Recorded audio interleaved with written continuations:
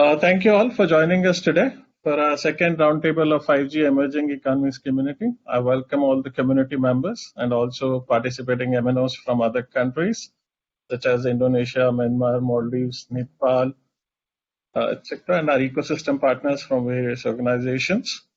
In the first edition, we had deliberated on policy and spectrum-related aspects. In our first roundtable, besides an interesting presentation from Katie about their 5G journey, today we are looking at OpenRAN. OpenRAN is no longer an experiment or a regional solution, nor that it only applies to greenfield operators or MNOs in the developing region of the world. OpenRAN has now been deployed to support legacy network technologies as well as 4G, LTE, and 5G. Has been deployed in the most developed and competitive markets in the world, supporting some of the fastest growing regions. MNOs have realized significant savings in CapEx and OpEx. Accenture stated that 5G deployment that used COTS hardware and OpenRAN software has seen CapEx saving of 49% compared to traditional deployment options. Goldman Sachs has also published cost saving for OpenRAN 50% CapEx and 35% OpEx and efficiency gain in deploying the virtual radio sites. Another report estimated savings on cloud RAN deployment to be 37% over 5 years compared to DRAN deployment.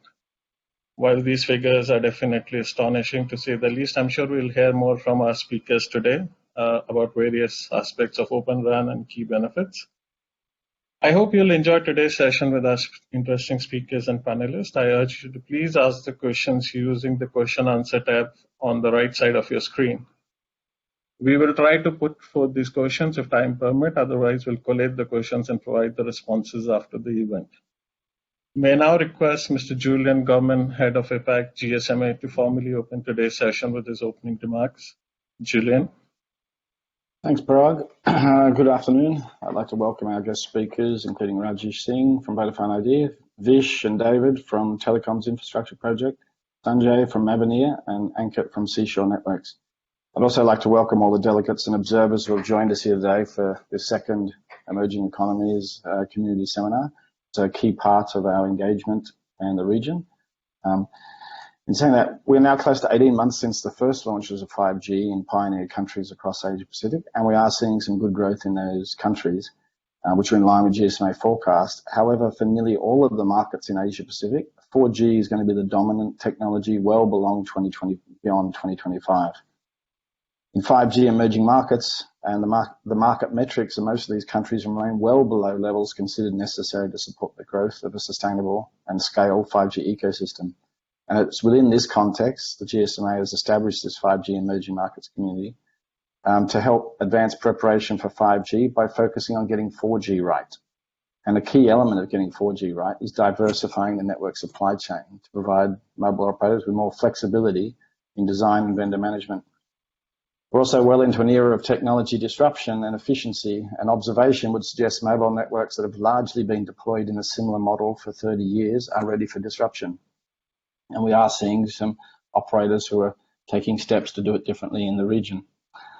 The GSMA has partnered with Telecoms Infrastructure Project and O-RAN Alliance and others to accelerate the adoption of OpenRAN access network products and solutions that take advantage of new open virtualized architectures, software and hardware. The organizations will work together to harmonize the open networking ecosystem and agree on an industry roadmap for network solutions, thereby making access networks as open and flexible as possible for new market entrants. Again, I'd like to thank Chip for joining us today. OpenRAN plan promises to address network deployment challenges by using standardized and common off-the-shelf computing hardware in place of bespoke units and no longer tying to the software radio elements of any single manufacturer. This helps increase the resilience of national mobile networks by widening a pool of telecoms hardware and software suppliers and allow more interchangeability. More competition means more choice at potentially lower cost, particularly when it comes to rural coverage. But importantly, open standards allow virtualization and a platform for innovation by third parties. Around the world, a number of pioneer mobile operators are committed to a path that explore OpenRAN potential already. Some of them are here present on this call today. A number of high-profile deployments already exist in the APAC region, and the industry waits with anticipation for results and experience.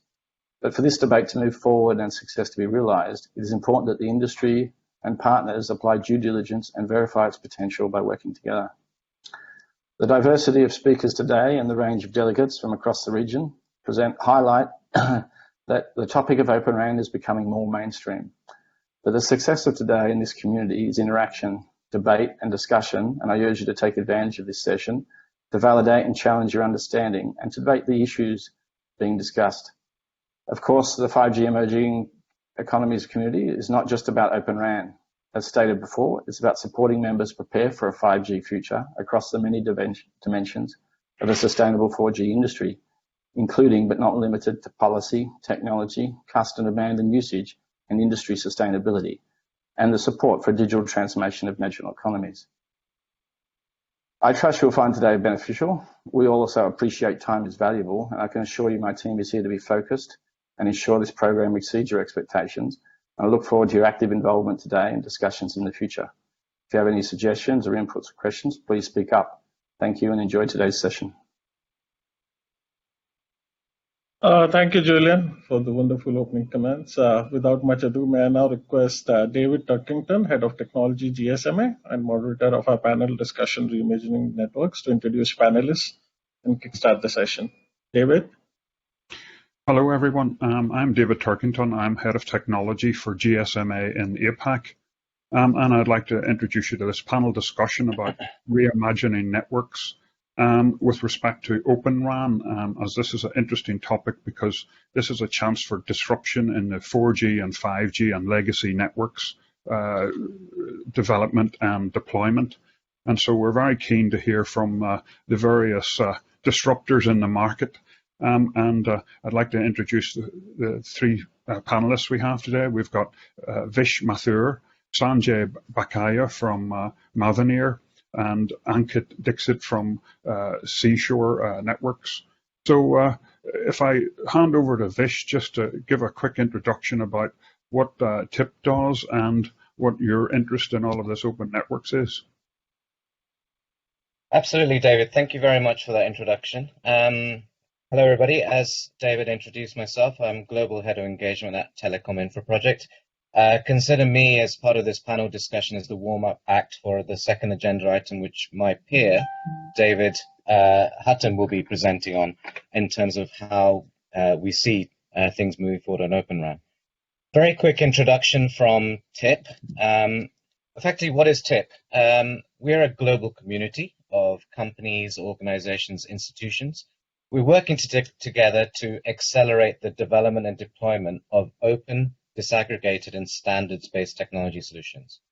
As a process, what we do is effectively believe that when we want to achieve network expansion and address two big issues, one is around supplier diversity, and second is around reducing the cost base of infrastructure deployment as we go along in the future, we believe disaggregation of hardware and software is a mainstay. And that's becoming more and more of an important plan B and C strategy for many operators that are brownfield as opposed to greenfield. We reuse existing standards, including open source. That means we're not a standards organization. We're an implementer of sorts. We define common technical requirements and product requirements that then shape the way market-specific solutions are developed. And we then, therefore, as two deliverables have reference designs that we can publish to the community and leverage as a part of our process of hardening solutions. And as a result, when we create blueprints in TIP, those blueprints are effectively integratable, multi-vendor, standards-based, and multi-vendor solutions that can be deployed into market.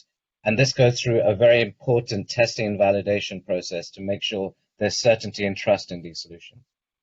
As an organization, we work across a very diverse ecosystem from service providers and connectivity stakeholders who come in with demand, and we aggregate that demand and the requirement set.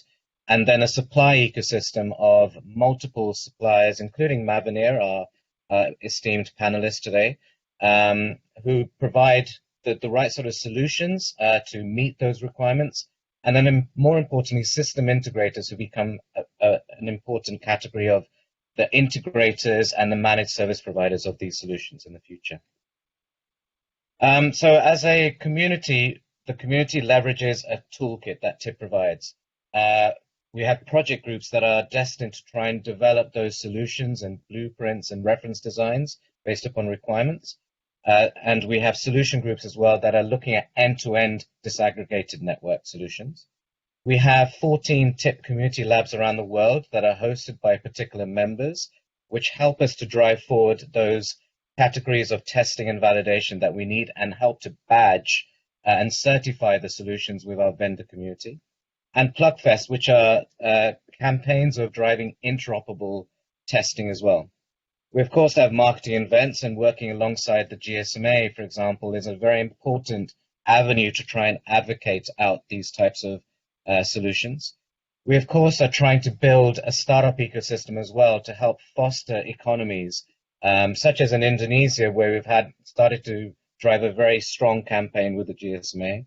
And then finally, we promote the community-based solutions, the blueprints, the operational guidelines, the stacks that we have on a TIP exchange. It's a marketplace which is great for procurers of these solutions in the future.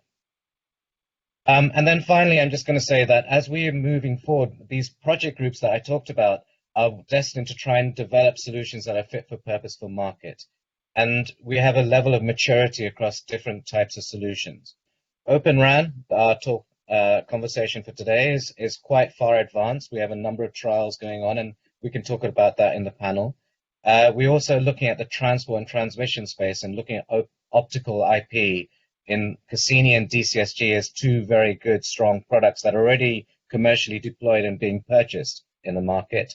And then we're looking at disaggregation in the Wi-Fi space as an area where you can unlock substantial economic value there as well. So there are other projects and solutions that are already in the curve of development, but we can talk about that at another time. Thank you, David.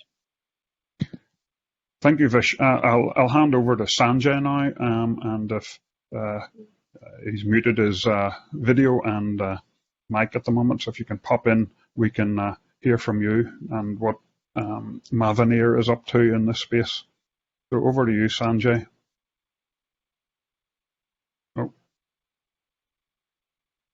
Okay, let's skip Sanjay and go to Ankit. If you could tell us about oh, sorry, beat me to it. Sorry, Sanjay, if you go ahead, you were sharing your screen. Thanks. Can you see my screen? Not right now. Okay. Yes, we can see your screen now. You can see the screen, right? Yes, we can.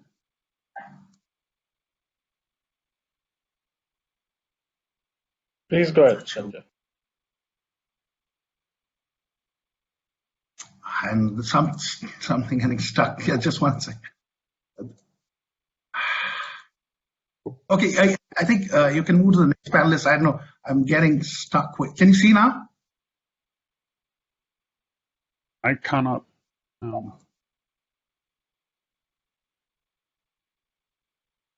Perhaps Can you see now?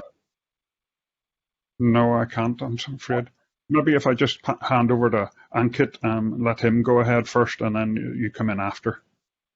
Yeah, okay. Ankit, if you go ahead. Thanks.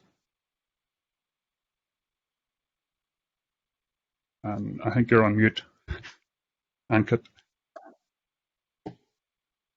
So everyone can see the screen here? Yes, and hear you. Thanks. All right, and the screen is visible, right? Okay. Okay, so I'll just go ahead. I assume you guys can see the screen. Yeah? It's all good. We can see the screen. All right. So hi, thank you for introducing us. A very exciting panel. I'm really looking forward to this. Thanks for the invitation, David and the GSMA team, Parag. So Seashore Networks is a creation from Singapore, right? Let me dive right into it. We are a company of. So as you see on the left side, we originate from the Singapore's ecosystem, a very strong innovation ecosystem, and we're a deep tech player. Very few wireless deep tech companies, One takeaway, if I would say about Seashore today, is that we are a software-first company. We believe in bringing cutting-edge software in laser-focused manner to RAN. So RAN, as you know, is the biggest last-mile network issue there, and that's what the team has gone towards. We're supported by some really great leaders out there globally as well as locally. And our specialty areas are software first again, 5G, 4G RAN, full stack company on IoT, leading towards edge computing use cases, private network use cases. We get many requests on custom cloud native applications, but we pick and choose for radio access network stuff, right? So one of the analogies I heard about us yesterday was that when someone is sick, with a terrible disease, right? You go after an oncologist or you go to a general practitioner. So Seashore is all about oncology in wireless RAN. So that's what I would leave you guys with, right? So moving ahead, just a short key update by us.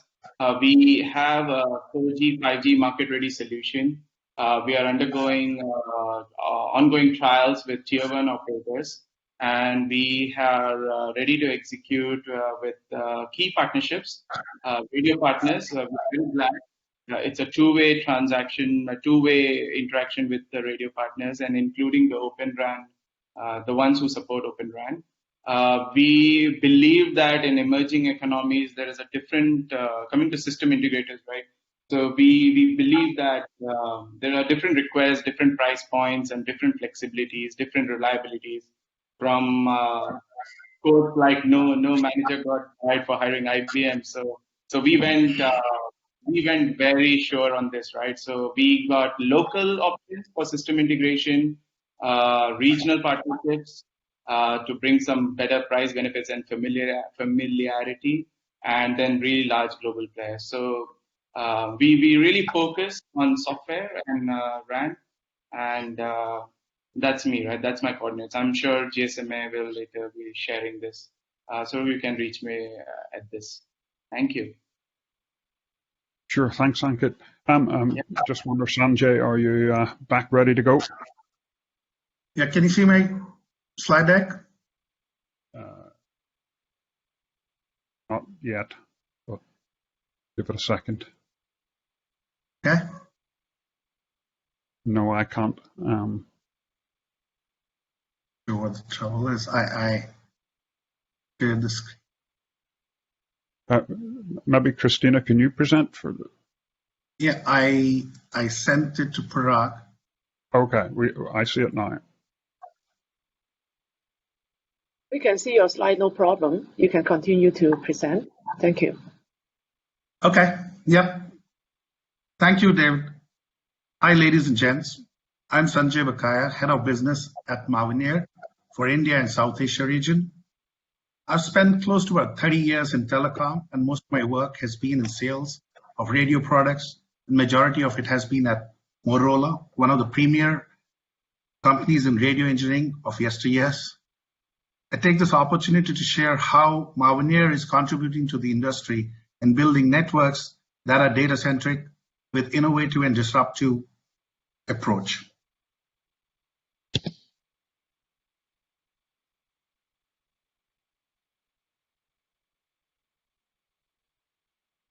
Next slide, please.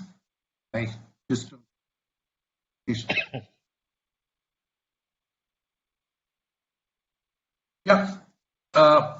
Network economics play an important role in any business and communication service providers, no exception.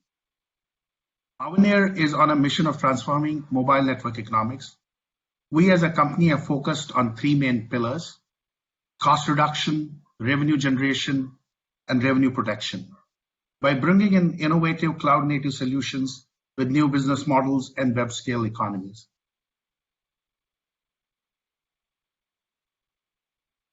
With the industry's only end-to-end cloud-native network software provider, Mavenir not only provides solutions of radio access like macro, micro, small cells, massive MIMO, and innovative virtualized, containerized packet core and leading voice messaging solutions for 4G, 5G, but also advanced monetization services like RBM, UCC, contact center, over network slice, and incomparable user experience with digital enablement platforms. Mavenir is enabling CSPs to realize the vision of taking the whole network stack onto cloud by virtualizing, disaggregating radio access, and edge network stack to host on cloud platform of CSP's choice. The model is gaining traction as communication service providers are transitioning to digital service providers and creating marketplace like Amazon or Tencent or the world to generate new revenue streams for better monetization of their assets. Mavenir has been leading the wave of end-to-end cloud-native solutions over public cloud environment with the carrier-grade solution by working with public cloud partners like AWS, Microsoft Azure, or GCP. We're in different phases of testing and productization with these public cloud partners. With the winning of the DISH project, Mavenir has showcased that its OpenRAN solution will be able to deliver the world's largest OpenRAN heterogeneous and nationwide network for 5G, along with the end-to-end cloud-native solutions for the core.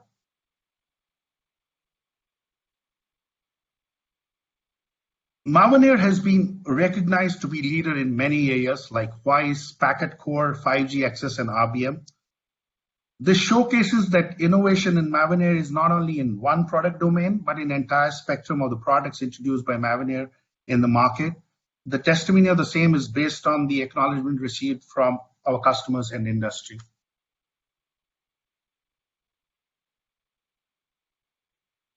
A better way to develop next-gen network is to move away from a vertically integrated proprietary solution. These traditional networks must be forklifted for adoption of new technology. The need of the hour is to have more flexible and open solution where many suppliers integrate horizontally to innovate and bring faster new services to market at lowest capex and operational expense. Why is disruption important for mobile service operators? This is due to fast changing global business scenario and data explosion that we see around us. To bring digital transformation, it is necessity to softwareize, cloudify, disaggregate networks with general processor-based COTS hardware to embrace new use cases and business models.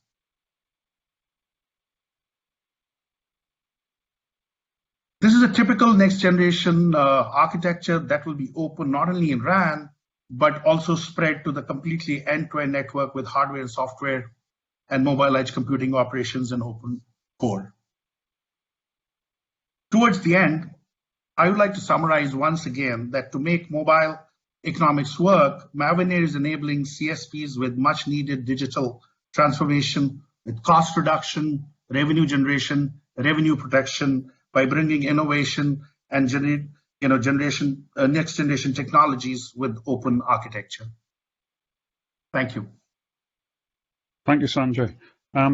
We have a few questions that I passed to the panelists earlier, and I'd just like to sort of start with maybe the first one. I realize, Vish, you're on a time schedule. Just remind me how much time you have left.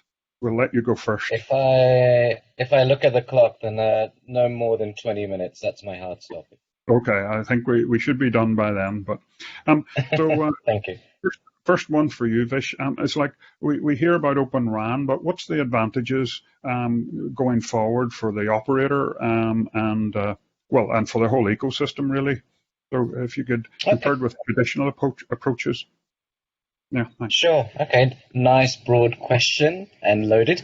Let me try and answer that in with three specific angles. One, there are obviously a number of trials going on at the moment. So from our count within TIP across our community, we have at least 17 RFXs that have been issued out in the past couple of years, and 15 trials and deployments going on around that, or more than that. I mean, we've seen Vodafone and Telefonica pioneering in this space, and Vodafone are certainly going to be publishing results from their recent trials in Turkey and Mozambique, etc. So we'll be publishing that out. As well as that, we'll be publishing requirements that they issued out as a part of their RFI in 2018. That's one. So there is momentum. The fact is, and as Sanjay mentioned, there is obviously greenfield operators like Dish, and then in the past Rakuten and Jio, who have already done a lot of disaggregation in their space. So I think a lot of eyeballs have been on those particular providers. But let's be honest, most operators are brownfield, right? They have legacy infrastructure to play with.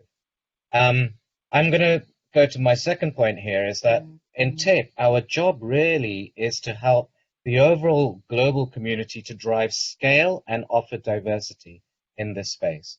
And it takes time to do that. And so scale has to happen, as my illustrious sort of colleagues on the panel are saying, it's about network economics. So on a CapEx front, we start to look at lowering of CapEx on the infrastructure sort of investment space as we start to look at hardening and commoditizing the base hardware components.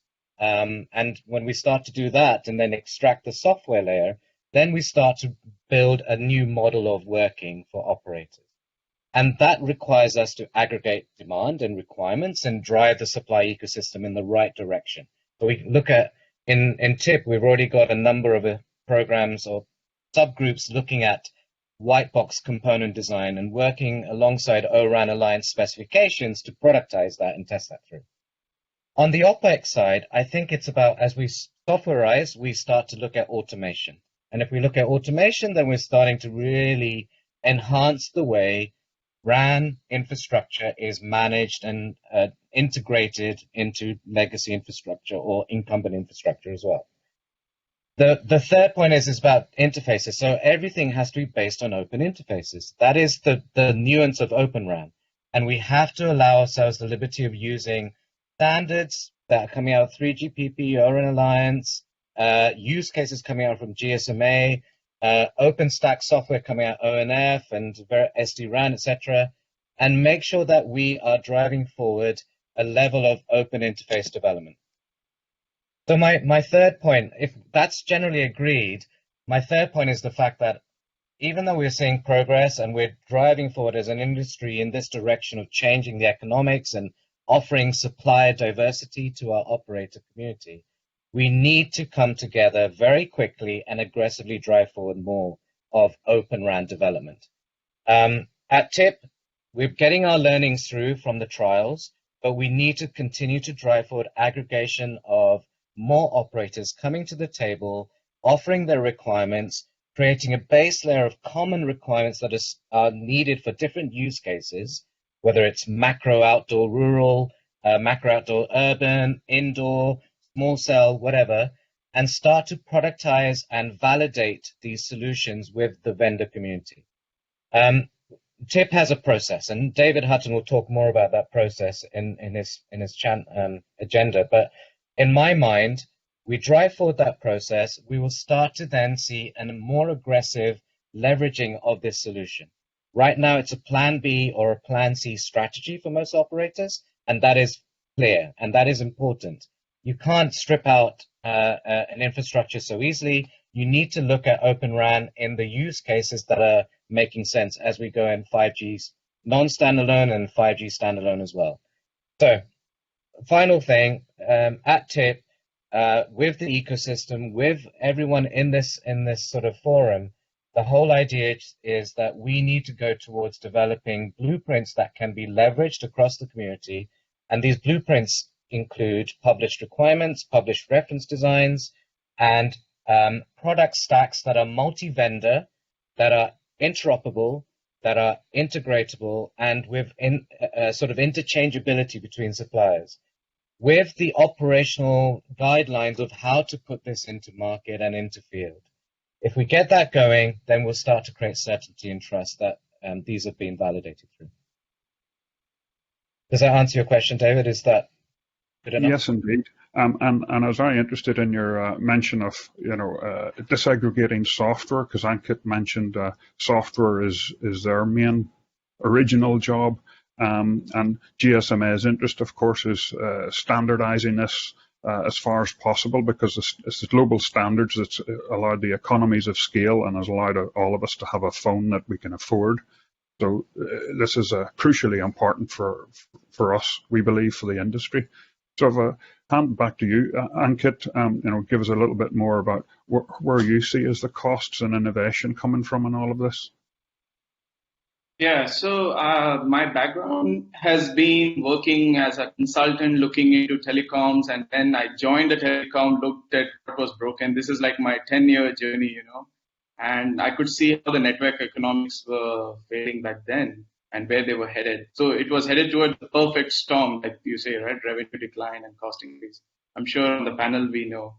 One of the analogies which has been, okay, so let me talk about the understanding of the whole thing, right? The first step. So when you go up to the C level, I see that the conversation is very exciting on the innovation front, right? They're looking at it, they want it, and that's when they are passing, the telecom C-suite is passing it to the middle management and senior management. And that's where you start breaking the whole fraction into early adopters and pragmatists, right? And that's where the conversation gets sometimes lost in reliability and, the questions on the performance and credibility and things like that, right? So it's very important to channel that conversation from a board member to C-level all the way to the organization that brings it to fruition. That's how the conversation of innovation is going from our perspective. Number one, right? One of the analogies that has always helped me to show the inevitable is that the mainframe era in 50s, 60s was purpose-built machines, monolithic systems to measure whatever the problem was, right?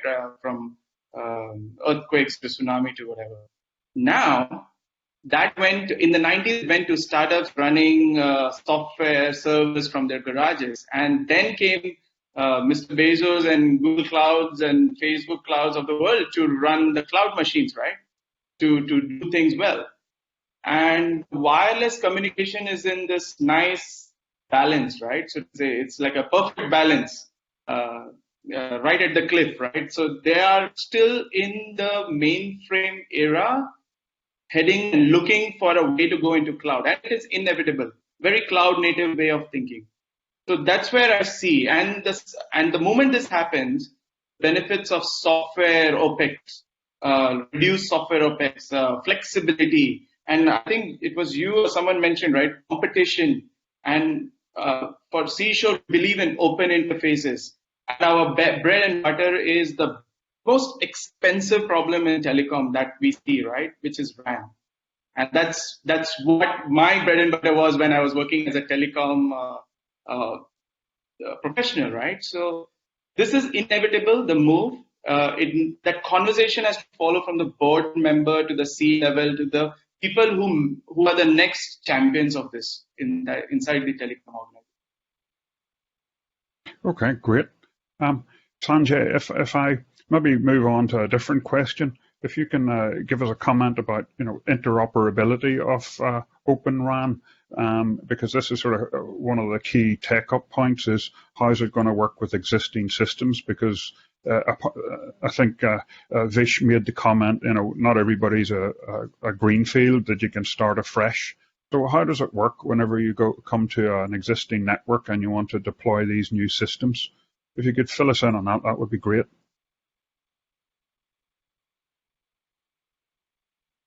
You're on mute, sorry.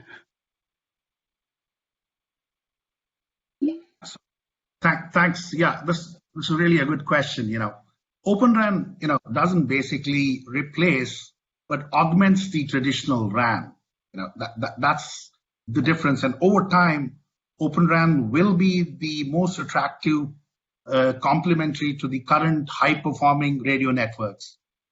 And as we in theory, a RAN built by any legacy vendors is interoperable with any device, any core, any transmission network due to its conformance with the 3GPP standards.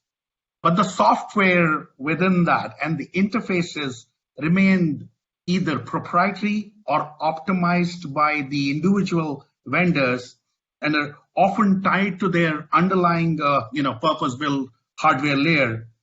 And the vision, which is what we bring here under the OpenRAN, is to have this, in these interfaces in the software layer open, and where we have this control plane and the user plane, and building these modular stacks within the software, which can operate on different hardwares and with the open interfaces towards the northbound and southbound. So the software-enabled Open RAN network architecture actually enables modular RAN hardware. You can have a CU, DU, RRU, and that can be sourced and assembled by any vendor and managed by an Open RAN software to form a truly interoperable open network. So they're going to seamlessly interwork, coexist with the legacy RAN providers infrastructure. So they're not actually there to replace. And over time, when there is scale and we have the cost optimization, probably they may rip and replace, but that's only going to be in another 5 years down the line. I don't foresee that happening in immediate near future, because right now we are in the adoption phase, and we just seeing these deployments, either field trials or some of the commercial deployments happening. And Mavenir has been leading in the space. We see deployments happening in India, in Europe, and some of the places in Africa. Sounds really interesting, and I'm looking forward to hear more. Vish, you mentioned about, not only is it the radio access, you've sort of backhaul solutions and fiber solutions, because this is going to be absolutely key for upgrading to a 5G network in future. Can you tell us a little bit about that? Yeah, absolutely. This is an evolution, David. So I think I mentioned in my sort of opening that we're starting to see a number of disaggregation happening in different parts of the network, access, backhaul, and core, etc. I think what we found in our community is that within the backhaul and transport space, there's much more understanding that, well, it's lower risk to start to disaggregate your cell site gateways or your transponders and routers and try to unlock more value for the heads of transport and operators. And we're finding that now. There's actual real commercial deployments of DCSG, which is disaggregated cell site gateway for different types of interfaces. Also, within the long-haul transport space, Cassini as well is becoming a product that's being used in that space as well. I'm not trying to plug any products per se, but I'm seeing that there is actual necessity to continue to drive that weight in transport. In the core, I think the core is actually still in its infancy in terms of disaggregation. And we've got work going on around open core to drive forward the ideology of microservices in a 5G space. And when you start to do that at an industry level, not just at a vendor level, but at an industry level, then you're looking for those economies of scale and common set of use cases, requirements where open core will make a difference. We've started that process. It's happening. Our operators and supply ecosystem are coming together to look at what the opportunities there are really. But substantially, David, we have to take a step back and think as an industry, what are the challenges that we're facing other than just economics? And what are the use cases that are most pertinent to drive forward the demand and need for these types of disaggregated solutions? If we're talking about RAN, where there's much more capital intensity, as Ankit is saying, then it's a complex beast, RAN, as Sanjay is saying as well. So we do need to focus on that as an effort. In my mind, you're going to have use cases of macro deployment. And as Sanjay is saying, maybe Open RAN is still a complement to existing infrastructures. And maybe in the future, as it starts to mature, we'll start to see more sort of evolution of Open RAN becoming part of core network. But at the moment, I'm seeing a lot of good rural, peri-urban use cases, considerations of 5G indoor as well as 5G small cell outdoor. And what happens is that you start to create trade-offs and business cases around what makes more sense. Should I disaggregate in this particular arena, this use case and this deployment scenario? Because it looks like that can offer value to me. And I think we're just moving in that direction at the moment. So maybe if I ask you, Sanjay, about the cloud core, that's sort of particularly your domain, certainly working with the vendors of cloud, public cloud you mentioned. So if you give us a quick explanation of how you work with this, and then I'll come to you, Ankit, at the very end, and I think we'll wrap up this Q&A at that. So go ahead, Sanjay. Yeah, so we are actually moving all these workloads. For us, the OpenRAN or the software is just a virtual function, and that's what we are moving on an open platform, be it a private or a public cloud. And we have seen the adaptation of that happening on these public clouds. We are already moved some of our core functions as well as the radio functions on Azure, on AWS, as well as Google. But yeah, the commercialization requires economics to work, and we are somewhere in the process of that. But technically, it is feasible, and then this has been already tested, and we are going towards getting this productized. Okay, thanks. So, Ankit, I'd just like to come back to you for one last sort of point. We hear about the benefits apart from costs. What or is cost a benefit of going to OpenRAN? But there's the innovation issue. This is one I've heard about, and could you tell us about that? What's different that you guys can do that others? What can you do better or faster? Your better mousetrap. Unique selling point? Yeah. So coming from a telecom background, right, I could see the urge to innovate in some guys, and the way system couldn't allow them to move fast, right? And as someone who knows the telecom value levers at level 4 details, level 5 details, and suddenly creating an OEM outside, a software OEM, so I can see what is the problem there, right? So to drive innovation here, right? So what we did is, as a new tech player, laser focus is all we had, right? So if we do laser focused effort like the oncology in wireless RAN, that's where we can do things better, faster. I don't like to say cheaper because I have a feeling that the whole open RAN concept, and we have trapped ourselves on the cost angles of it always, right? Of course, it is cheaper, right? But talk about the flexibility. Talk about this, right? So I'll give you a very generic example we see on day-to-day lives, right? We go to any brick and mortar store, we see a calculator in front of the cashier desk. The difference between a calculator and a phone in your hand is that this is a calculator and this is a reprogrammable computer. If I kept asking you to buy a new phone every time your WhatsApp got updated, it's not a very cool thing to do, right?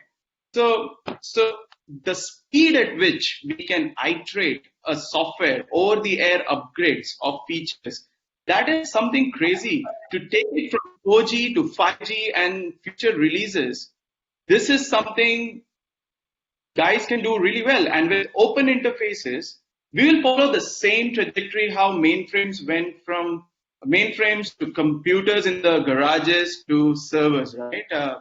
Exactly that trajectory. So we iterate very fast. And for example, let me give you an example. We had a concept of BTS hotel, right? So something where you centralize baseband units and decentralize the radio units. Now, what has changed here? It's the location of baseband processing that has gone centrally, right? But that ASICs-based chip, the calculator for running 4G is running the whole day. The power saving is just not there, even if someone is browsing YouTube or not browsing YouTube. What we can do better than the others is that we do load balancing. We use containerization to if there are 50 sites that have to be run centrally, we can, and in the morning there are 500 guys here and 50 there, we can shift balance. Second point, for example, the calculators support 64 users or 128 users or 256 users, right? And the moment you want to add more users, more RRC connections, you need to go find another thing. In software, in cloud, Gmail doesn't shut down if it goes from 1,000 users to 10,000 users. So we go to 1,000 RRC connections, or 1,000 plus if we have to. So lots of flexibility, if you say that telecoms drive nation, digital nation, you need a very flexible, disaggregated, open interfaces ecosystem to drive that digital agenda. The whole correlation we see on GDP and connectivity. And with scale, the radio suppliers and everything, the costs will come down, and with time, right? Mainframes, nowhere to be. Yeah, okay. I'll take a pause. Yeah. Okay, I've got one question here for Sanjay, and it's what's the impact of the cost of the overall system integration on ORAN solution? How does it impact the TCO of the overall solution versus a traditional solution? So maybe if Sanjay, you can give us a quick reply to that, and then I think we're done to hand over to the next speaker. Yeah, go ahead, Sanjay. Yeah, the way we are talking about, and some of the networks which are currently getting deployed, and I'm talking about one of the networks which is largest deployment today of ORAN, is what customers talking about deploying sites every 8 minutes, and they're trying to bring this down to 4 minutes in next 6 months. So that's speed at which deployments are happening is only possible because of SON and automation. So the cost is going to be significantly down when we talk about these deployments. Now, putting any number there is hard. What we're trying to compare with, which technology, which piece of the element, but yeah, it's going to be certainly in the range of 25 to 30%, if not more, from current cost requirements. Okay, that's certainly worthy of chasing after, and very interesting about the speed. It's not just, time is money these days, so I guess when you can have the time, you can have something. Okay. If I hand back to Parag to quickly introduce our next speaker, and then we can hear from you. Yeah, thank you, David, and esteemed panelists. It was indeed pretty useful to understand various benefits of OpenRAN and trajectory we are on. For our next session, operationalizing OpenRAN, may I now invite Mr. David Hutton, Chief Engineer, TIP. David is a technology expert with 25 years of experience in telecom with extensive knowledge of existing and future mobile network technologies, with clear focus on 5G, NFV, operator cloud, and edge computing. As a chief engineer at Telecom Infra Project, David is responsible for technical committee and providing technical strategy, beside leading TIP engagement on industrial relations and partnerships. David, over to you. Closing out. Thank you.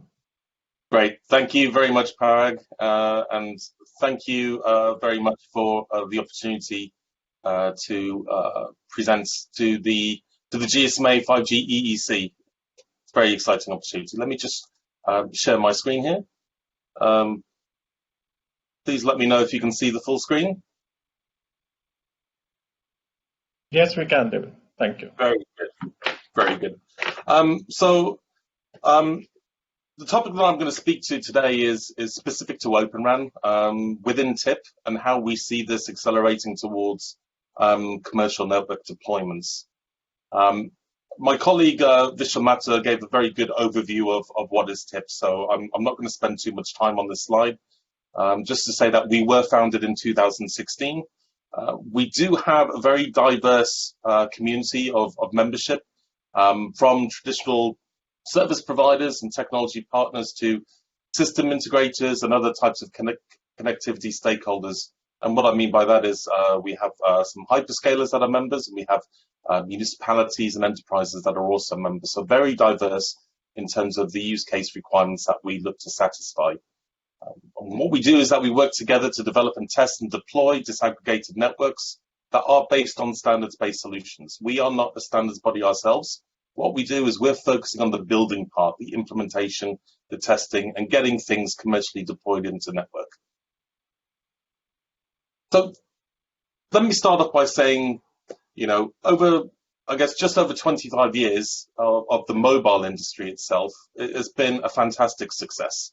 And the way that R&D has taken place and the way that products have been implemented and deployed has meant that over 50% of the world is connected. And in 25 years, that's an amazing thing. But there are more opportunities going ahead, and there's still opportunities with connectivity that can unlock more and more economic value. And these can be based on, connecting the unconnected or improving that level of connectivity that they have. When we're looking at moving towards things like, LTE Advanced and 5G, there are new connectivity use cases from Industry 4.0 with healthcare, manufacturing, retail, connecting other industries and other industry sectors. I think that we can see that, what we're all going through at this point in time with COVID-19, connectivity is crucial. The infrastructure is critical to countries and to people. And you can see from this graph that is taken from the NCTA in the US that traffic has been increasing upstream and downstream for a number of different reasons. People are working from home, using connectivity, and streaming services are always on the up as well. So it's critical that we get the connectivity solution right. There is still a big opportunity there. But there are challenges going forward as well. So one of the challenges that we say is related to the current network supply chain. When I started off in telecoms over 25 years ago, there were, 15 or 20 different equipment manufacturers out there that operators around the world could look through, and they were very diverse, but they had a very good choice of different types of vendors to select different equipment from. What this slide shows is from Morgan Stanley, across the whole network from access to transport and core, it's very dominated by the top 3 vendors. And what we want to do is we want to make that supply chain a little bit healthier, improve the vendor ecosystem, allow new entrants to come on board and showcase their innovation, and give operators the wider choice of how they can actually deploy and manage their networks. But doing this and building the infrastructure does require additional CapEx and OpEx. The number of sites that will need to be deployed to support demand is going to go up, and that, to give that extra level of network capacity requires more sites to be installed, to be deployed, to be connected with backhaul, and also to be managed and operated. And the energy consumption of that goes up as well.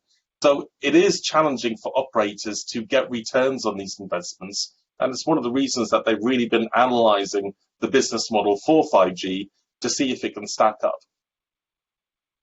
The solution that we provide, we see kind of 2 different areas related to this. And how do we make the network economics feasible for deploying these types of networks? I think one of the other types of solutions you could look forward to is generating new revenue streams to help to balance off the margins or keep those margins healthy as much as possible. It's not what we do within TIP. We're concentrated mainly on the telecoms infrastructure itself. But one of the ways of doing that is improve the network economics is looking at network sharing, sharing the site infrastructure, and we see more moves towards passive and active sharing as well. But again, that's a deployment model that we know that operators are working with today, and that's not our domain. What we're really focusing on is building the new technologies and solutions together with new technologies, and moving towards hardware and software disaggregation, embracing open interfaces, we believe can help to balance out the network economics, both in OpEx and CapEx. So what do we mean by open and disaggregated networks, particularly for the RAN? On the left-hand side, we have the traditional way that network components have been built. Very monolithic, very heavily integrated in terms of the hardware and the software platforms, very bound together. So you typically have to buy the full solution from a single vendor, which takes time for them to do their R&D in terms of hardware and software. Now, a lot of people would say that these are based on open interfaces between the different network components, and they will claim compliancy towards 3GPP interfaces, and rightly so. But when we look at the RAN, a lot of these interfaces are, I would say, particularly open in terms of X2 and CIPRI. They are mainly proprietary, implemented in terms of getting the full optimization between the different network components.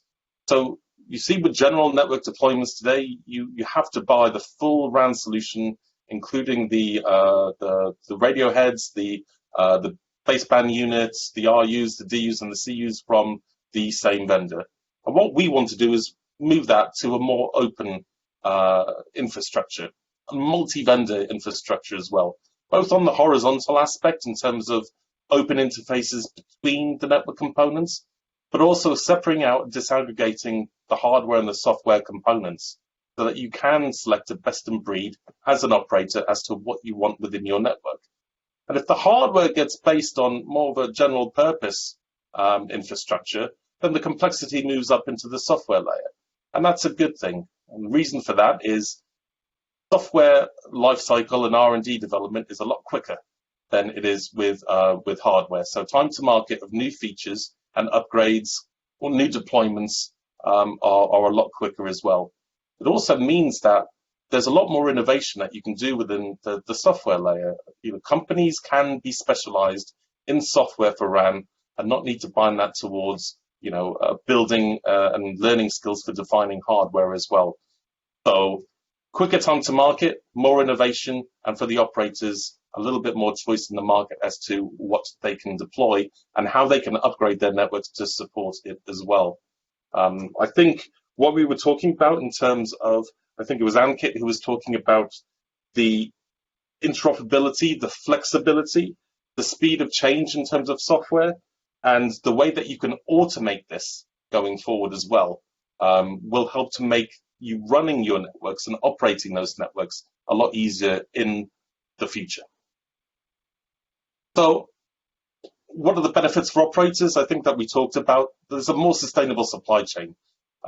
You're opening up and you're making that vendor ecosystem a little bit healthier.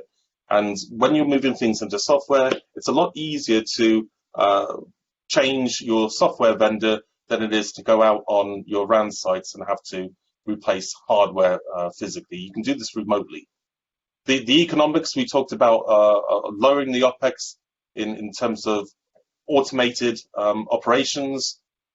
You have the ability that if you're putting this on general purpose hardware, you can create platforms both within the core network and the RAN, and that can also help to support edge computing and driving new business cases going forward as well.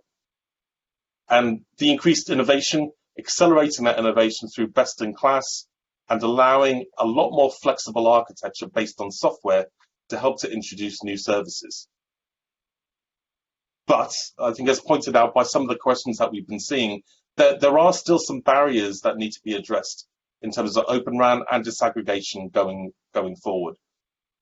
So in terms of skills and processes, the level of complexity of integration does go up. If you disaggregate a system, at some point when you deploy it, you have to re-aggregate it and integrate it. And that's something that we look at in terms of system integration and something that we're working on. Operators need to upgrade their skill set in terms of deploying networks. It's not just a RAN in a box. Now it's how do I orchestrate, how do I automate, how do I embrace CI/CD processes and other types of operational skills and processes going forward. And how do I integrate, into a brownfield network or switch from a legacy RAN architecture? And what is the complexity and cost of doing that? There's also a perception of the new technology that's coming out as OpenRAN, maybe perceived to be less mature with less features than traditional solutions. And we're still at that stage where we really need to grow the scale so that we get the economies of scale in terms of deploying OpenRAN solutions. And there are potential barriers in some markets in regards to regulation and policy, where Some regulators may be less, or may be reluctant to take risks and favour more traditional solutions for deployment, and that's something that we're looking at addressing as well. So this is where we see TIP playing a part of addressing these barriers and accelerating that level of commercialization. In terms of skills and processes, we have lab and field trials, and all those efforts and all that information is shared within our community. We're lowering the integration risks and costs by doing that and sharing the knowledge and doing that with system integrators so that they are educated in terms of how networks need to be deployed in a commercial sense. Vish talked about the blueprints and what that means going forward and how we can actually deploy those and scale and track that level of global adoption to build that economies of scale. The technology maturity is something that we're doing throughout our process, and I'll go into that in the next slide, of how we achieve R&D scale in terms of defining common sets of requirements, aligning vendor roadmaps so that they know the priorities that they need to build towards, and we can set the expectations of the operators going forward as well. We aggregate that demand signal from the operators to help both what they need in terms of priority use cases and what those new entrant vendors need to do in terms of what they need to target their R&D roadmaps to build towards. And we help to influence policy and create incentives for accelerating Open RAN deployments. So it's all about scale and really addressing what the actual operators' market needs are for Open RAN. This is the process, a very high level of what we see within TIP. It's a 6-point life cycle of how we define products within TIP. Again, we're not a standards organization, so what we do is we're building products through to getting the aggregated demand signal, and that generally will come from industry bodies such as 3GPP in terms of how they develop their technical specifications. We work with ORAN, we have a liaison agreement with ORAN in terms of what they're doing in terms of building alternative architectures and open interfaces. We build towards that. We have a good partnership with them. And GSMA, we've established a liaison agreement with GSMA as well. So accepting the prioritized use cases that the operator community would like to see being built to support Open RAN technology. The next step is we define what those common product requirements are so that operators set their expectations against those use cases for what products they need. And the vendors then they know in the next step what they need to build towards in terms of the hardware components, the software components, and with Open RAN, everything from what the RU needs to support, the DU and the CU needs to support as well.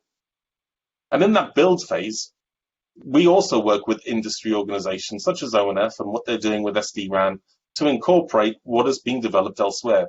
We don't want to duplicate work. We don't want to reinvent the wheel. We want to embrace and speed up the process of getting real products into market. The testing phase is very important to us. Test and validation is key to prove product maturity for Open RAN and to show that level of interoperability, interworking, integration, and interchangeability of components. That is essential.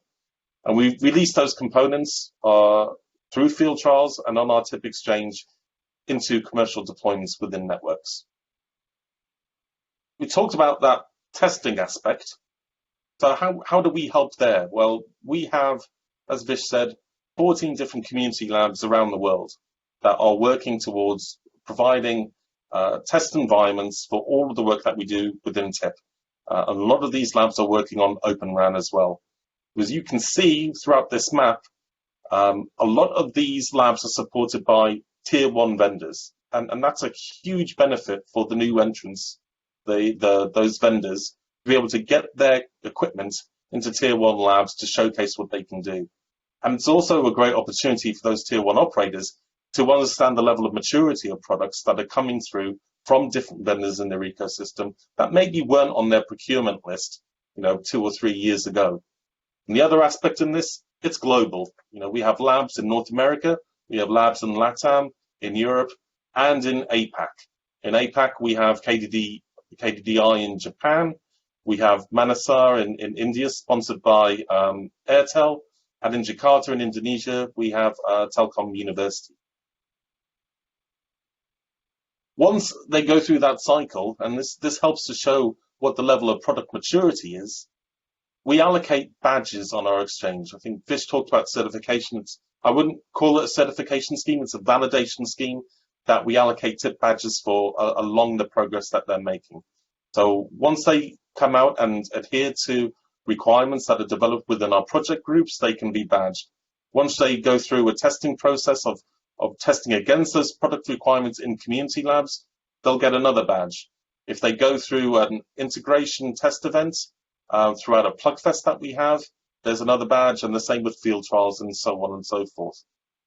And all of these are focused on end-to-end segment configuration. So if you look at OpenRAN, particularly a lot of the solutions have been focused on rural types of deployments, but we're also focusing on peri-urban, urban deployments, and indoor deployments.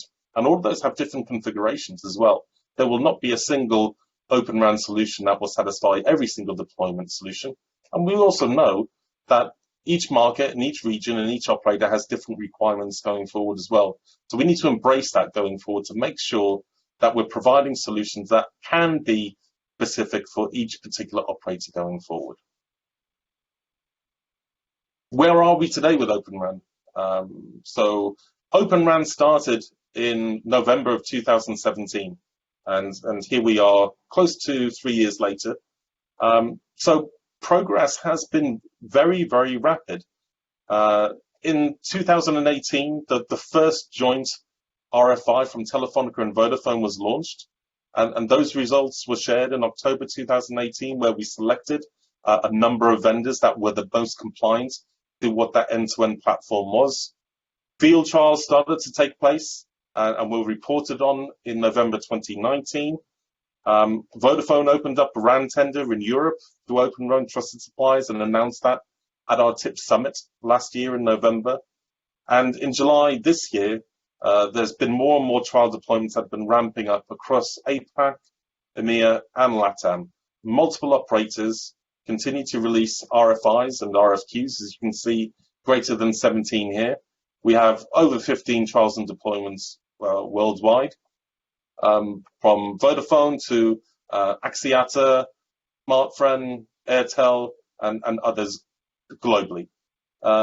Everything that happens in those field trials, we understand what the KPIs are, what the gap analysis are, that all that information is being fed back into our project groups so that we help to drive the next release of software maturity, drive the next release of scale, and make sure that we are satisfying operator requirements.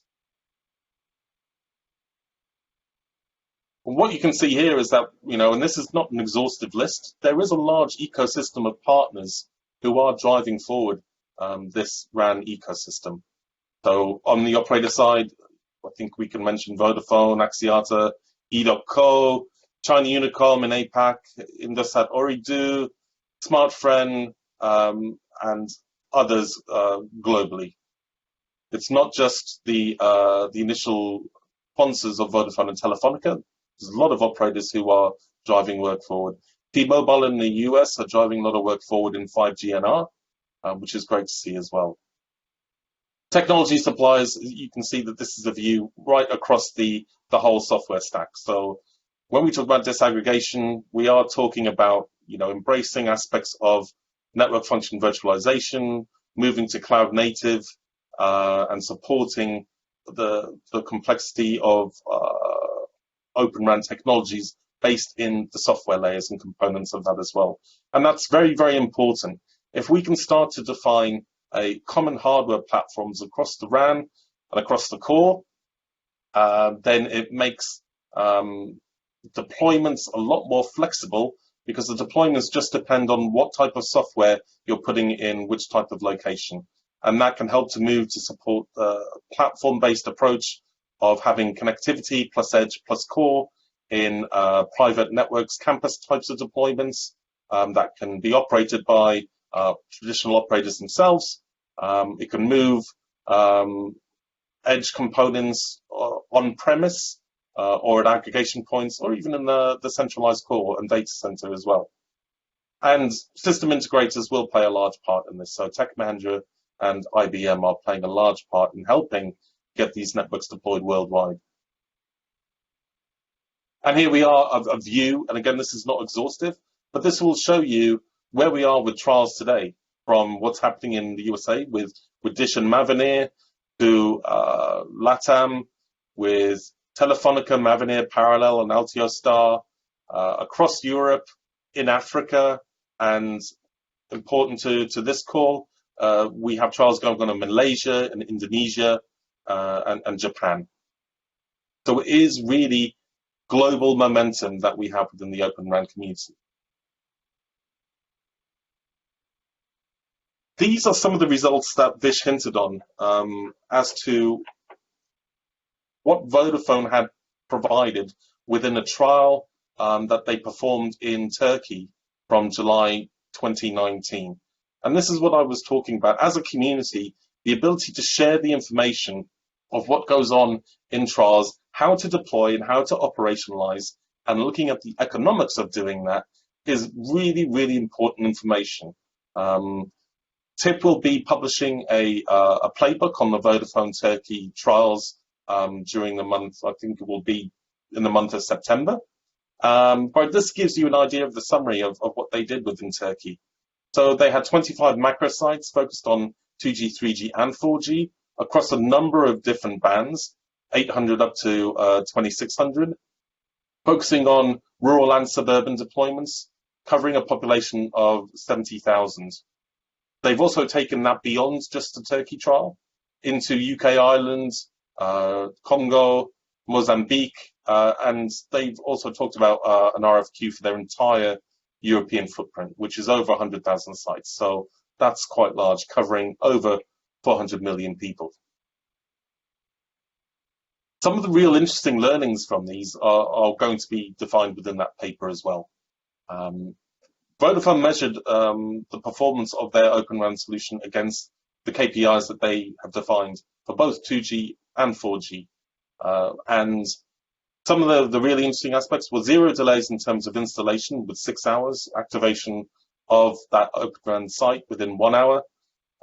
The levels of cause and the levels of, as you can see on the right-hand side, of things like congestion rate, call setup, availability, handover, CS fallback, etc., were all very, very close to what they expected, if not outperforming what they expected as well.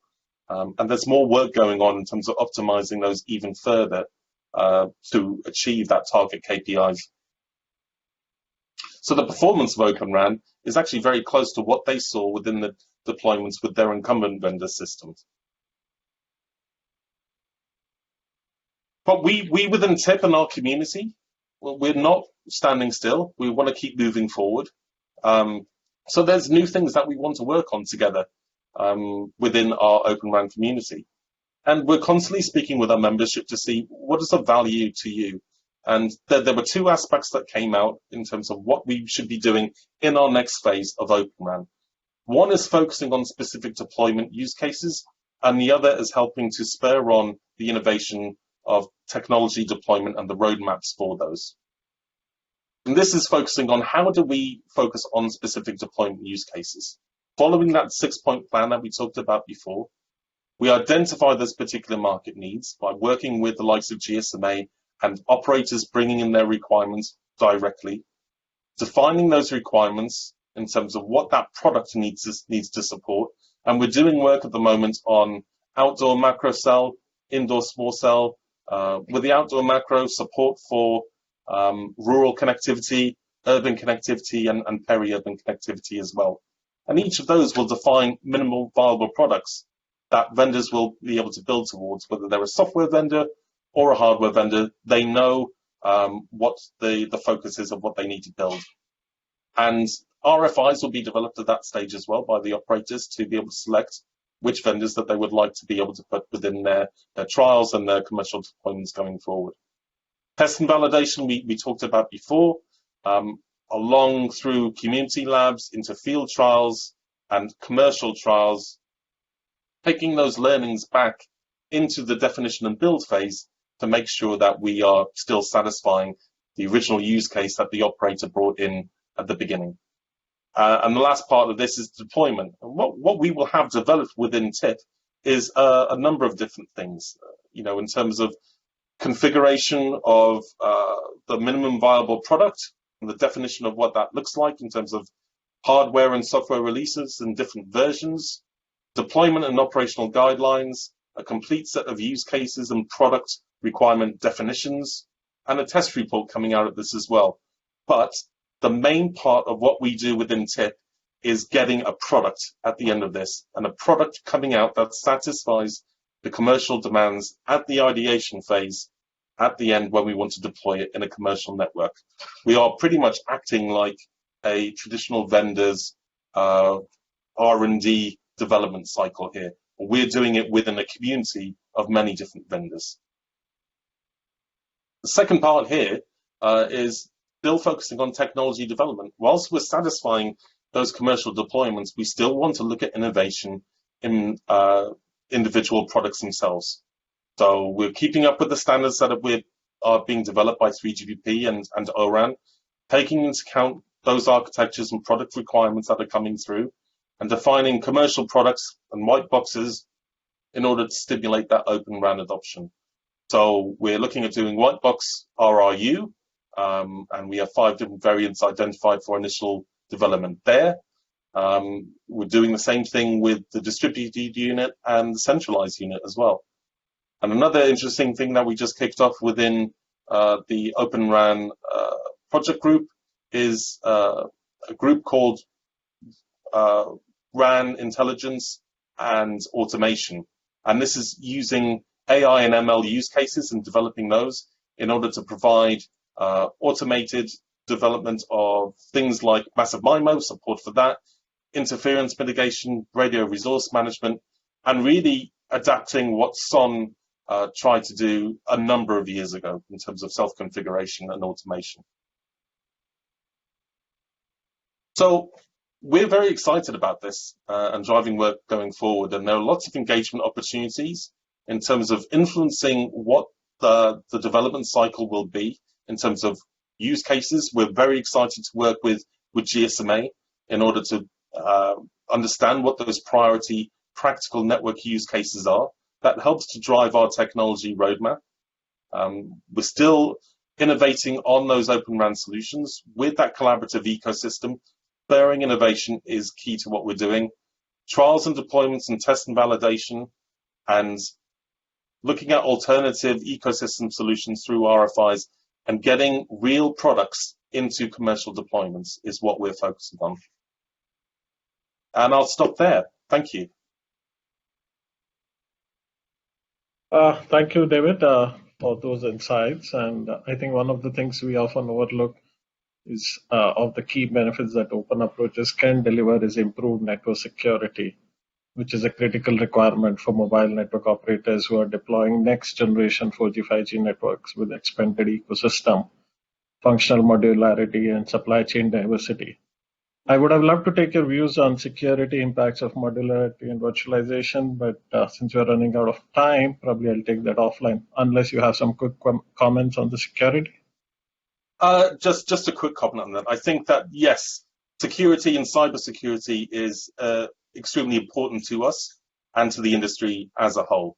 I think once we start embracing opening up that technology stack in the vertical domain, embracing things like network function virtualization, cloud native designs, then there are lots of things that we need to do in terms of looking at different security threats and putting solutions in place to mitigate against those.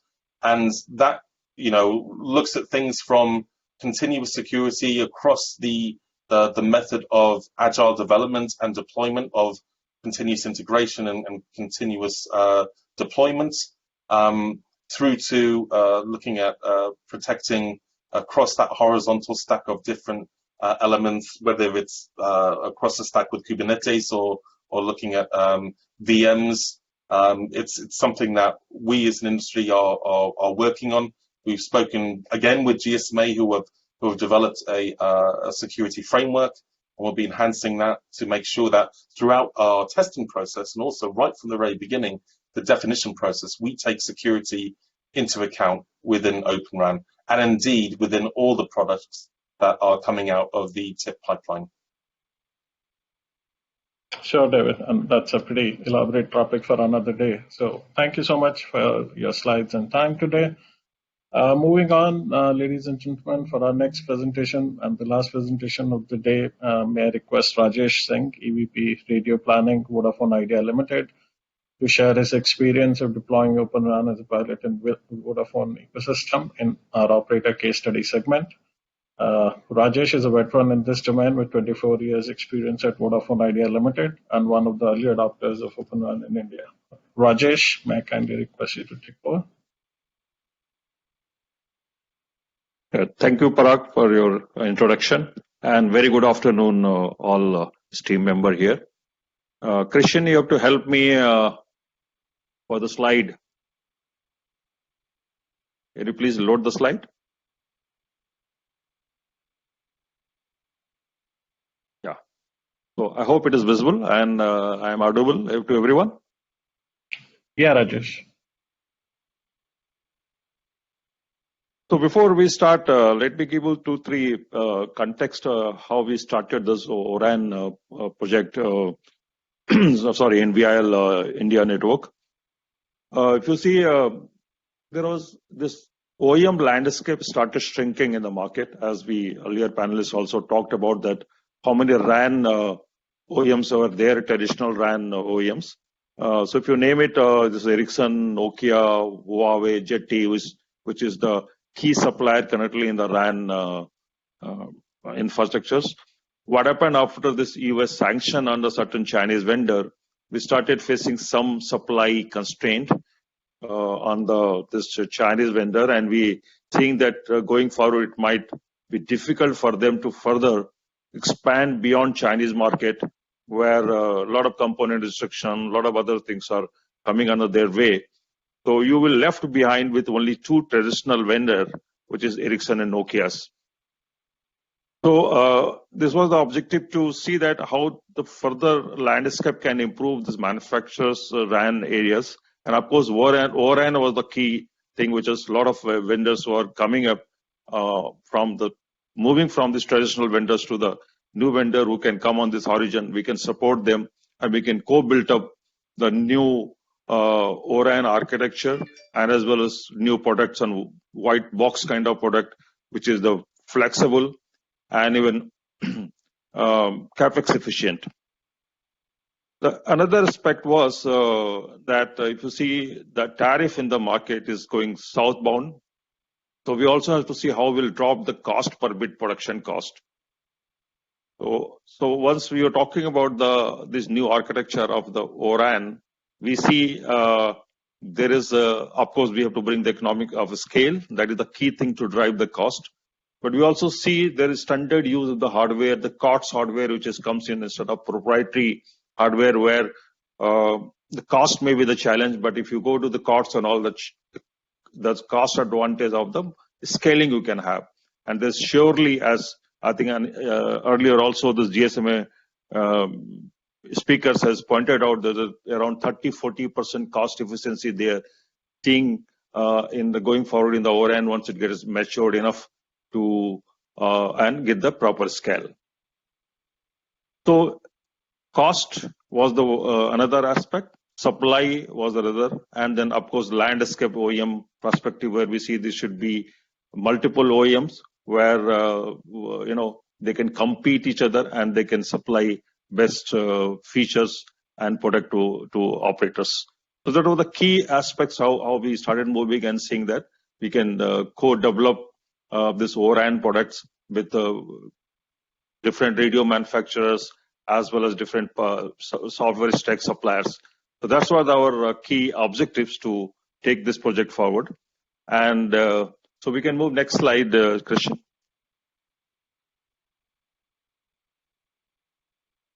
So just give a slight look on this ORAN architecture. So the earlier panelist and speaker has covered it, but I just give a little context here.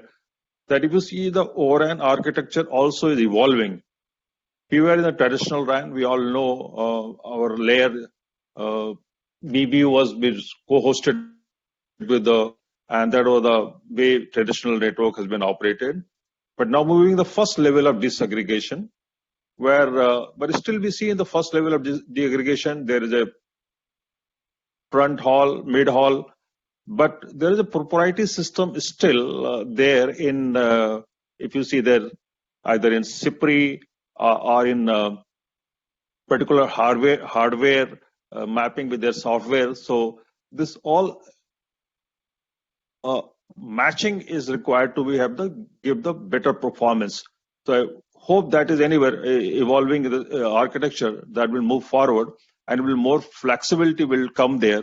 We also see that software is sometime mapped to particular hardware of the radio manufacturers where it works better. But if you change the software with other manufacturer, the total flexibility has to come there. And I think going forward, the ORAN, which is the third stage of the further disaggregation we're talking about, where we're saying everything should be open. Either it's a front hall, back hall, and even the open DU interface, CU interface, everything has to open. So more flexibility, more interoperability, multi-vendor interoperability, those all can be seen the best in the breed kind of thing, where real benefit comes to the operators. Otherwise, we still, though we're moving from the traditional RAN, but still there is some nailing is going on between the software stack and the radio manufacturers. So that's where we say it has to move further in the next layer of the architecture, where it can be completely interoperability between the multi-vendor manufacturers and even software stack suppliers. So Christian, can move next slide, please. This is we're talking about ORAN split, so we all aware of this. I will not take much time here. What point we are highlighting? That's good. There is various splits talked about various options, but the now at least standard point of industry is nailed to the two more prevalent split 2 and split 7.2 architecture. So at least there is alignment, and I think we're moving fast in this direction, and that's what the operator demand as well was there to take it forward. Next slide, Christian, please. So in VIL perspective, when we started looking in this on ORAN projects, we have engaged with this various vendors. You can see the left side is the software stacks where we have engaged with the Mavenir, LTO Star, Parallel Wireless, and the right side is the combination of the radio manufacturers and real infrastructure radio providers, RRU providers, as well as SI integrators. So name a few, we have taken with MTI, NTS, KMW, and when you talk about the software integrated, it's TechM, IBM, and for massive MIMO, we also got engaged with the Xilinx, who was expected to develop the 64T64R massive MIMO radios as a trial for VIL. So we are engaged with this all, various vendors to see that what best suited with the various software stack providers here, and this combination can work because we are used to get a very one box solution from the OEMs, and here also we see SIA roles become very critical for operators who can stitch the software, the disaggregation model, and the radio which is coming from the different manufacturers. We also expecting was asked from us was that the software stack provider also can build good integrated solutions with the various multi-vendor here, not the one or two, and it's like maybe it's total flexible with either you take radio of KMW or MTI or NTS. It should be all nailed to their software stacks to deploy anywhere, and so all this flexibility can come. Yeah, Christian, we can move next slide.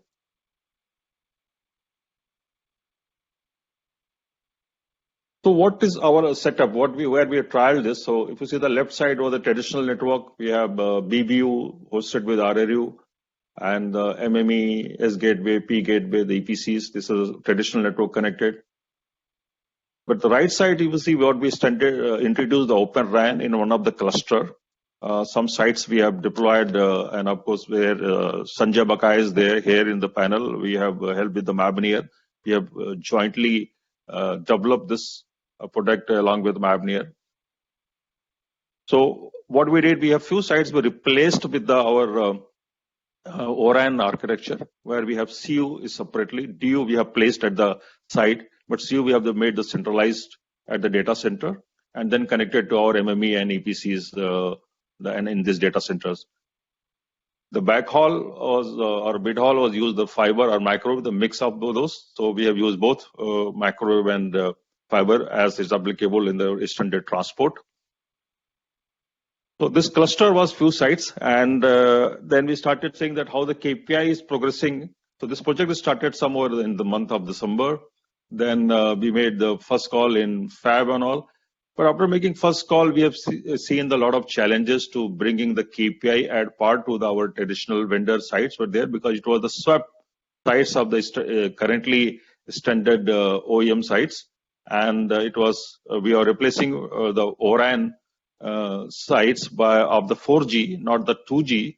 2G, 3G we kept as it is. On the top layer of the 4G, we have served by the ORAN FDD sites. And the challenge was still anti-DD massive MIMO. I'll come next in that DD MIMO. But we deployed this FDD layer from MAVNI MTI radios. So that's how this setup was created. And now it's full-fledged working. We made good progress in the last 6 months. The KPI is coming at par almost what was for the traditional vendor. And we can see in the next slide, we're covering that how the KPI has, how we made the journey on the KPIs. So if you see first KPI, we say the payload. So payload was around 164 odd when we started this sites where we selected this two sites altogether. But when we started, you see the month progress. It was initially dropped, but various software patches correction has been brought, and in fact, when we started, the radio power was also the limitation. We were using the 40 watt. We moved to the later on 80 watt. And as soon as we moved to 80 watt, a lot of KPI has improved. And now if you see, it's almost at par, a little bit payload difference. That is of course, it's currently traffic shift due to this COVID, all the scenarios. But more or less, we are at par. Even RRC connection, we came at the par of what are the original traditional RAN was operating there. But in this journey, we made a lot of correction in the, I think Mamir has given us the 6-8 patches to bring at this level. So this is a key point that the software stack maturity with the current additional vendors, it's lagging right now. It's required a lot of corrections, improvement to bring at the par what the traditional vendors are supplying these features and the capacity, our power, our various debugging capabilities. So this all is yet to be, I think, all ORAN stack supplier has to come at that par and see that in the first go it goes, it become right. Because if we are taking 5-6 months to bring in the maturity, then it becomes for operator a challenge to spend a good time on that. Continuously, a lot of team was engaged to make it happen. But it's good that we can see at the end of now this project that this all is the now teething issues resolved. We have the good running. Its sites are still running in the market. They are giving the same almost output what was were giving from the traditional RAN sites. Can we move to next slide? So even CSR, we also is now at par. There's a little bit difference, but that is anywhere has to come. I think we are progressing on. This is the 4 weeks before the results, but we are progressing good on this call success rate as well. And I think we'll catch up slowly. We also has the OLTE on the site. So it was end-to-end. Even we have also tested SRVCC between the traditional networks RAN versus the 4G here on the ORAN. So we can see that SRVCC also is working perfectly all right. And the end-to-end drop rates, ERAB also is now at par to what the earlier traditional vendors were having on these sites. So there was a good outcome now. And I think it is reaching to a steady level where OLTE might be still OLTE drop. We see some challenges, but that's an ongoing optimization process which is continuing. So what are the key learning? So what we have seen that radio integration and optimal performance doesn't happen. It takes time. It does not happen just like that. It's a big optimization is the process because it is in a cluster. When you deploy, there are some sites were already running. It was not a green field. We have to remember here that it's a brownfield network. So the existing sites were in certain azimuth, certain heights. So those all factors comes in when you deploy replaced by the new radios and even the power seeing the radios. So what we have seen in the learning here that where the lab testing results and where were the fine, but when we went in the real environment, we started seeing there is not matching exactly what the traditional RAN KPIs was matching. And this realistic performance to bring in, you need good optimizations, good cross-working between the suppliers and the operators team who has to work on this focus on this project, and then they can optimize at the desired ask which were there from the earlier OEM suppliers. So a focus team is required to work on this project to make successful. It's very important because it's a new technology. It doesn't. There is always will be teething issue when you deploy combination of disaggregated model of the various CUs from different manufacturers, DU is from other manufacturers, and software stacks from somebody else, and there's a role of SIs in between. So this all 4 or 5 pieces has to be put in place at the at the right level, so then only the right performance will come. One of the key learning we are seeing that in still there is a lack of SRAN capabilities by the ORAN suppliers. Though we have deployed the FDD here, what I was talking about earlier, the 4G layer of FDD, but if I see the 2G especially, because 3G anywhere is reforming is happening and 3G we should only move to 4G, that is Indian market also was started, so there's no point of talking about 3G. But yes, the 2G requirement still is there. So how to meet the 2G requirement, that is the key challenge we see. And we are of course engaged with all various vendors, stakeholders which are there here, Mavenir, RLT Star, or even various manufacturers of radio, KMW, MTI, and NTS even, that how we can get the radios, and most important, the software stack for the 2G as well, because the deployment is still going to be SRAN. We're looking to everywhere in deployment, even the rural market, if you go, it's a 2G plus 4G. So we have to see that how the 2G also quickly can be bring in this whole ORAN solutions. That's where we see from operator point of view, there is though we talk about the 4G ORAN and when of course 5G is no doubt about it, everything will be the ORAN, that's a network going to be there. Of course, there is difference between NSA and SA architecture, how it goes about, we have to see. But there's no challenge I see in the 5G, the ORAN overall deployment. But when you come to the 4G, this SRAN is the must case happening in the markets, especially the Indian market when I'm talking about, where 2G traffic still is very dominant in the market. There also one challenge we have seen the power of the radios. There was some back off we have seen when initially we deployed, and then radios were only giving 41 dBm. Then we have brought the various stack software upgrades, and then we went to 43.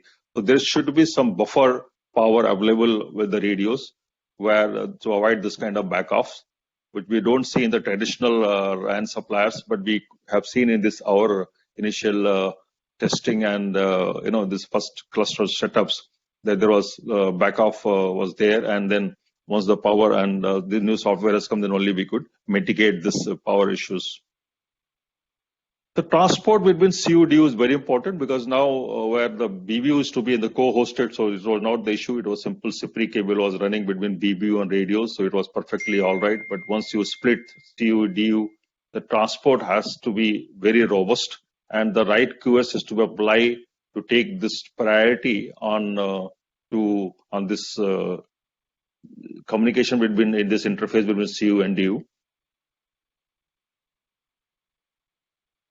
And we also have seen one software stack supplier that if you for CU, if you're using the Dell chips and Dell hardware, and tomorrow if you want to move to HP, you don't see this immediately. It is possible. You have to do the testing. You have to again do interoperability. So it takes 2 to 3 months to just replace simply the cards.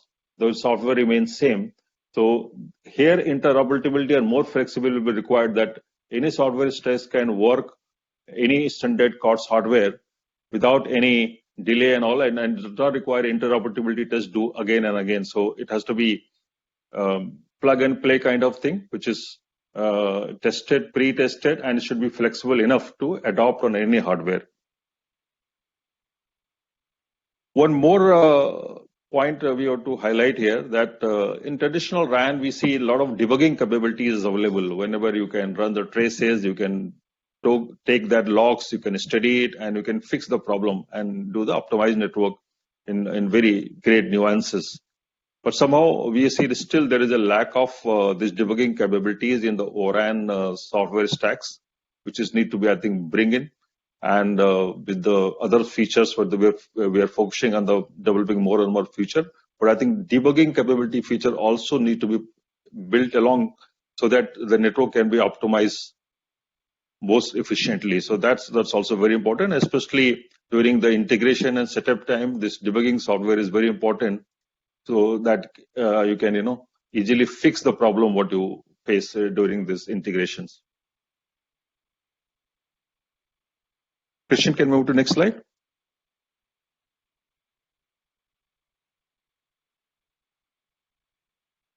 So what we see, there's a lot of opportunities. What we see here for the software stack developers and as well as the radio manufacturers. Feature parity, of course, has to come in. We still if you talk about the carrier aggregation, still we have to enable that carrier aggregation in the current software, whatever we have got for the Mavenir. So, and though the carrier aggregation, we understand are the 2 carrier, 3 carrier, it's from traditional RAN, it's available since last 2 to 3 years. So all feature parity has to be there. Otherwise, it's when you deploy in maybe in greenfield, it's fine. Slowly you grew up with the features. But if you deploying it in the brownfield network, very important that it matches all features what the current traditional RAN vendors are providing. Similarly, on the narrowband IoT, we see still there is a roadmap, but we don't see immediate availability of NB IoT on this hardware stacks of current deployment of the Mavenir software in our networks. There is also was IP6 dual stack availability, where we all has the currently IPv4.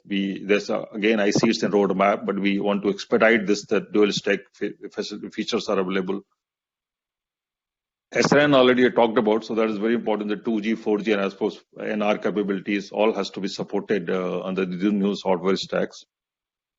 The radio supplier ecosystem also is very low. What do we see? Every radio, like if you talk about MTI or NTS, they are very good in one kind of radio. Like somebody is good in supplying an FDD radios, but not good in the TDD. Then TDD you have to maybe go to other suppliers. Similarly, for massive MIMO, it's not with some few vendors only.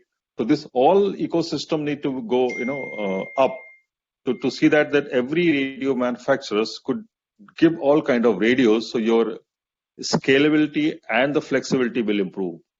Otherwise, it's become too difficult for operators to engage with the multiple vendors and take, 4G different layers from the different vendors and then integrate it.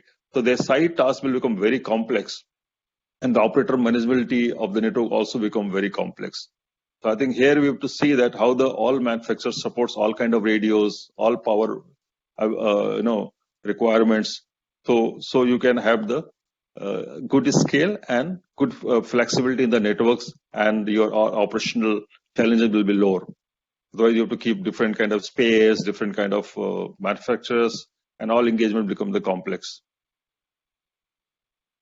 P41 solution, we still see there's need to be a lot of work need to be done, where suppliers has to bring the TDD. I have seen that a lot of focus on FDD, but TDD is somehow, but in Indian market, TDD is the big demand because we have to build the capacity a lot here in this market.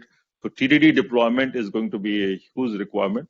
So that need to be accelerated, and it's to bring in the time-bound manner. MIMO we talked about. MIMO is very limited ecosystem we see. We only talking about the Xilinx currently, but this massive MIMO 64, 62R, 64R has to, I think, go to multi-vendor scenario where the other vendors also can supply. So it will be easy to get this product at the right cost. The other key important is, I think, one more point I will highlight, that SON especially, because we see the missing this SON with the ORAN architecture currently. We don't have the self-optimizing networks, and though in traditional RAN it has been deployed by all the vendors, we are using this SON very effectively. But when we go to ORAN side, we find challenges there. And of course, in roadmap, it is there, like RIC is also coming, RAN Intelligent Controller Networks, which will bring this all capabilities. But to address the issue now and here, we need some support on optimization, that how SON can be complemented here so that optimization and operators' life become easier to optimize these networks. Otherwise, there will be challenges, because as soon as you put this on the commercial networks, the traffic is very high, the number of users and the requirement is very high, and generally if you're swapping, you have to immediately bring the KPIs, add part to what you are earlier supplying there. So without SON and all, it's becoming very, very challenging in the market to optimize this network.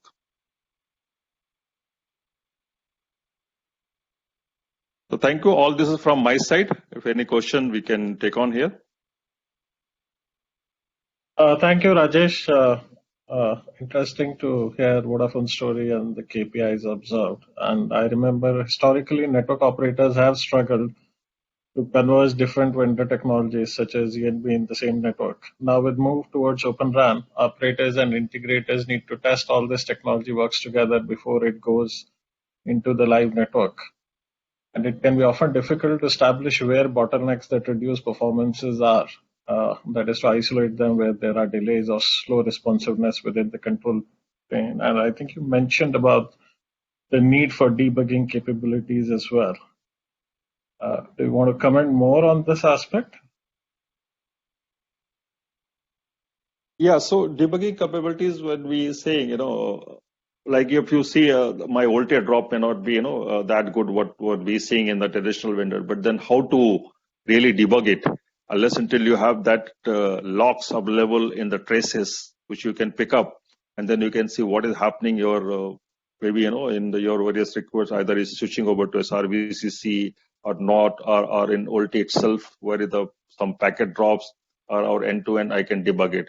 So if those capabilities not available, this kind of problem when you encounter, or of course you will have these teething issues initially when you will deploy this new architecture in the networks, then it takes a long time to fix it.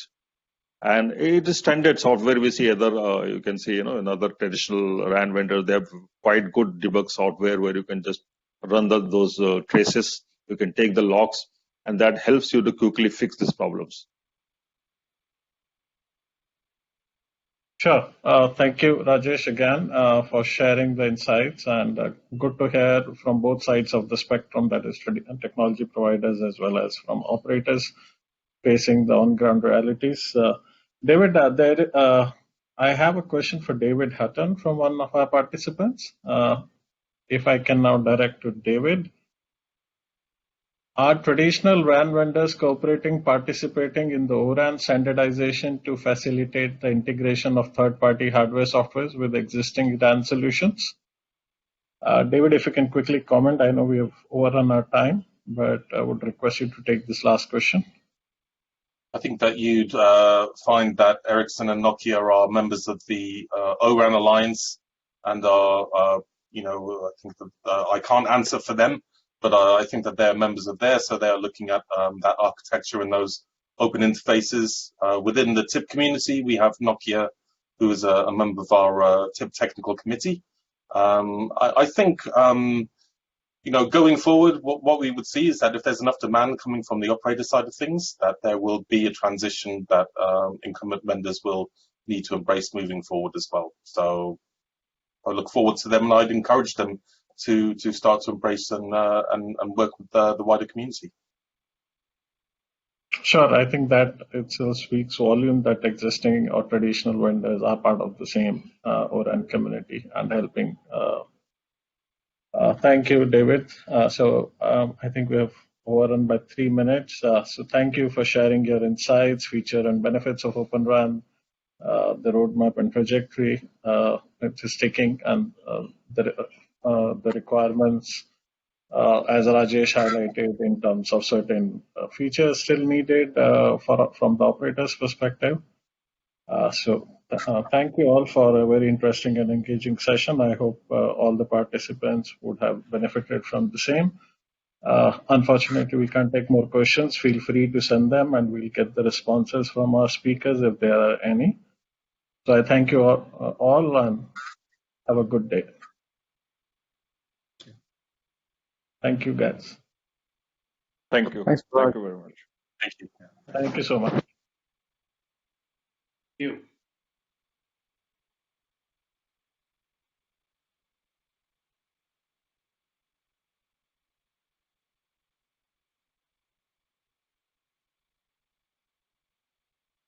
Thanks, and I'll see you.